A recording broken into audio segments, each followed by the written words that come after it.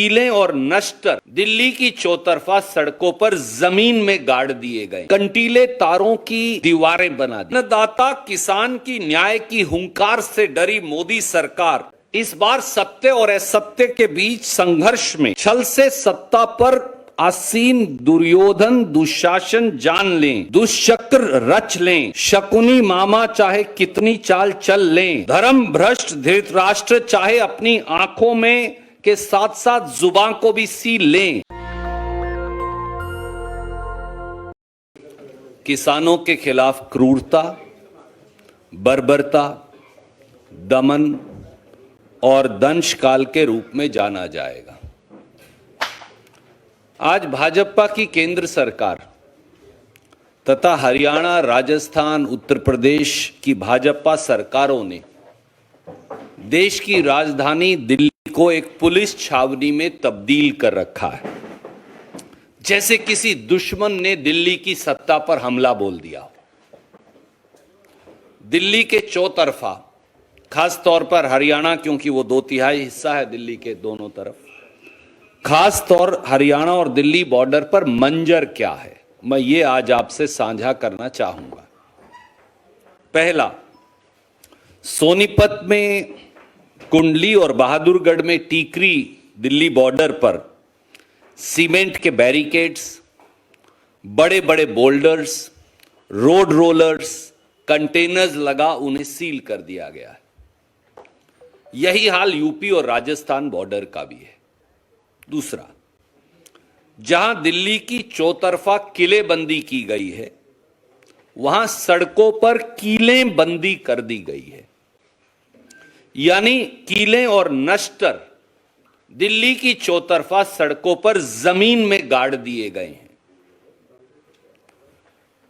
यही नहीं, कंटीले तारों की दीवारें बना दी गई हैं।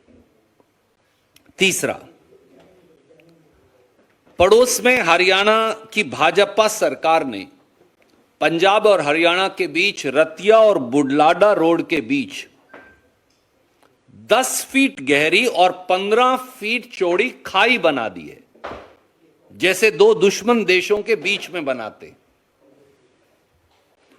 हांसी हरियाणा में जो है, उसके निकट राष्ट्रीय राजमार्ग पर मैयड़ टोल है।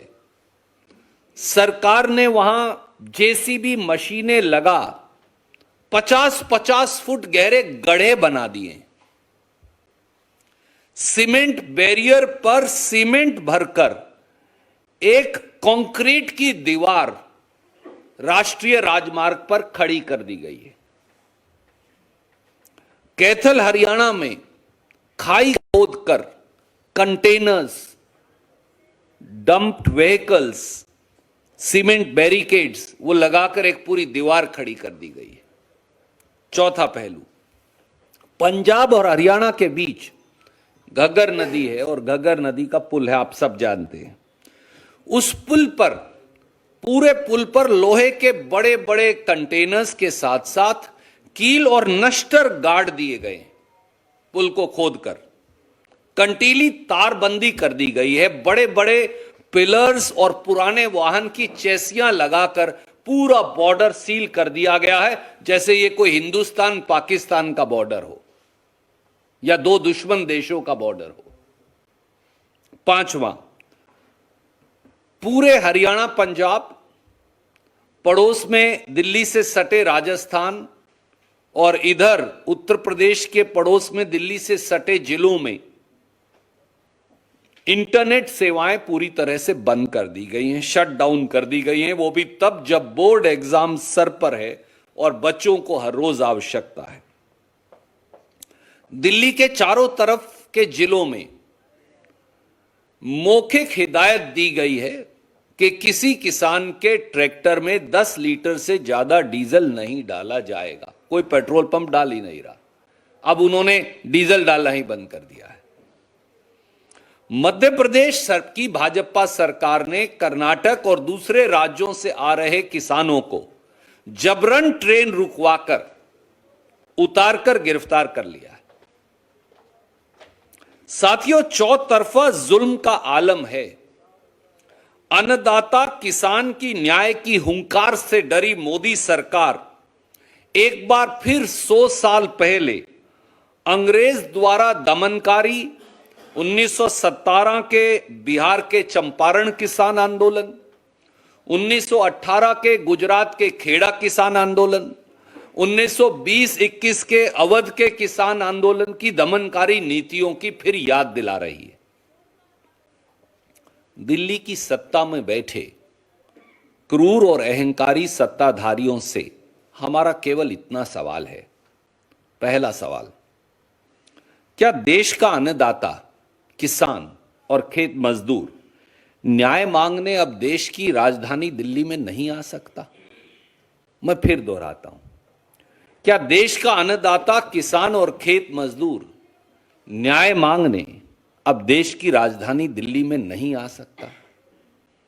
क्या किसान को दिल्ली की परिधि के 100 किलोमीटर में आने की अब आजादी नहीं रही है न्यू इंडिया में? दूसरा सवाल, क्या सरकार यह मानती और सोचती है कि किसान दिल्ली की सत्ता पर आक्रमण करने आ रहा है या फिर जबरन सत्ता पर कब्जा करना चाहता है? यदि हां, तो सरकार सामने आकर सबूत दे देश को कि यह दिल्ली की सत्ता की तख्ता पलट की साजिश है, और यदि नहीं तो फिर देश की राजधानी दिल्ली को पैरामिलिट्री और पुलिस की छावनी में बदलने की आवश्यकता क्या है? दिल्ली में करोड़ों लोग रोज आते हैं, किसान भी आ जाएंगे, अपना न्याय मांगेंगे। तीसरा, देश का अन्नदाता प्रधानमंत्री और देश की सरकार से न्याय न मांगे तो कहां जाए? जब मुझे न्याय मांगना हो, मैं मेरे प्रधानमंत्री और मेरी सरकार से न्याय ना मांगू तो कहां जाऊं? तो क्या अब न्याय मांगने का कोई रास्ता और तरीका नहीं बचा, सब दरवाजे बंद हैं?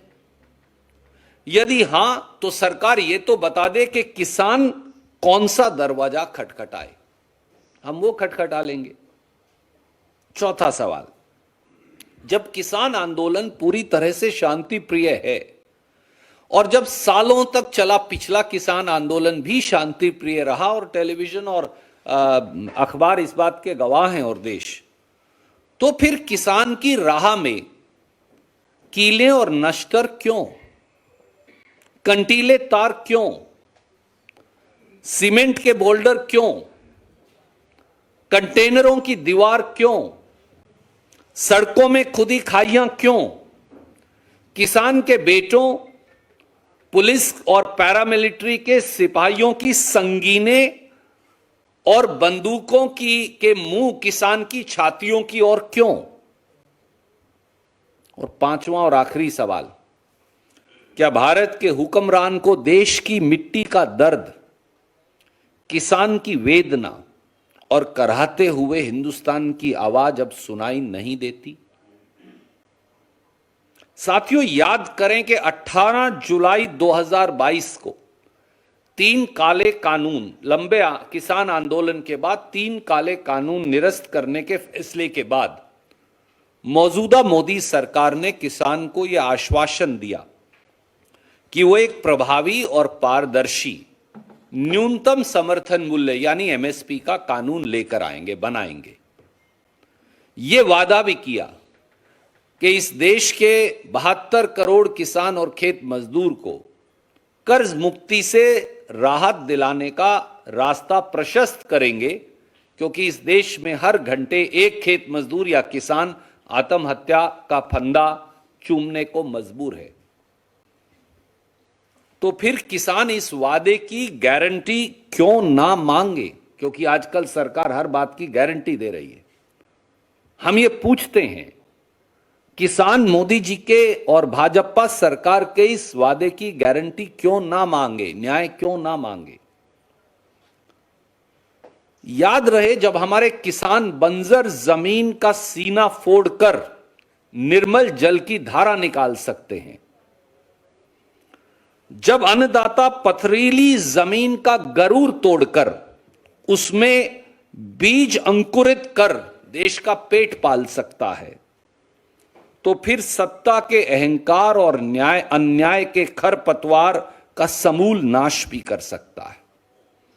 यह सरकार को जानना होगा।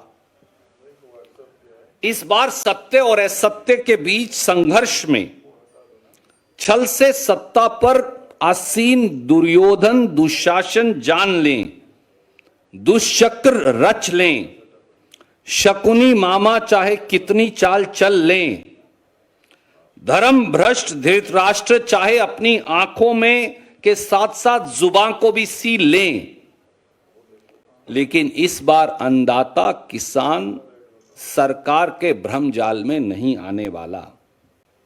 इस बार वो अपना वाजिब हक लिए बगैर हस्तिनापुर से हटने वाला नहीं, वो केवल न्याय मांगता है। सरकार ये भी समझ ले कि ये तो किसानों की लड़ाई का आगाज है। अभी तो बस पंजाब और हरियाणा के किसान न्याय मांगने दरवाजा खटखटाने आए हैं। जब पूरे देश के किसान की कुमुक दिल्ली आएगी तो फिर अंजाम क्या होगा। किसान खेत मजदूर की परवरिश का सबसे बड़ा हिस्सा शांति और सदाचार होता है। किसान कभी हिंसक नहीं होता, क्योंकि जमीन कभी हमें हिंसक होना सिखाती ही नहीं। उसे मालूम है कि दूसरे का हक लेना नहीं और अपना हक हर हाल में हासिल करना है।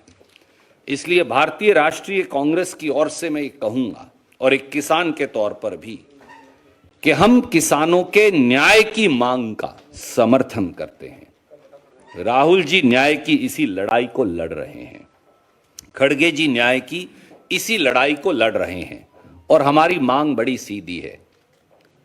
देश के आदरणीय प्रधानमंत्री जी को किसानों को फौरन बुलाकर उनसे बात कर उन्हें न्याय देना चाहिए। एक लाइन की मांग है। देश के आदरणीय प्रधानमंत्री जी को किसानों को फौरन बुलाकर उनके आमने सामने बैठकर बात कर उन्हें न्याय देना चाहिए, वरना सत्ताधारी सरकार यह भी जान ले, यूं ही हमेशा जुल्म से उलझती रही है खलक, यूं ही हमेशा जुल्म से उलझती रही है खलक, ने उनकी रस्म नहीं है ना अपनी रीत नहीं। यूं ही हमने हमेशा खिलाए हैं आग में फूल, ना उनकी हार नहीं है ना अपनी जीत नहीं। जय जवान जय किसान।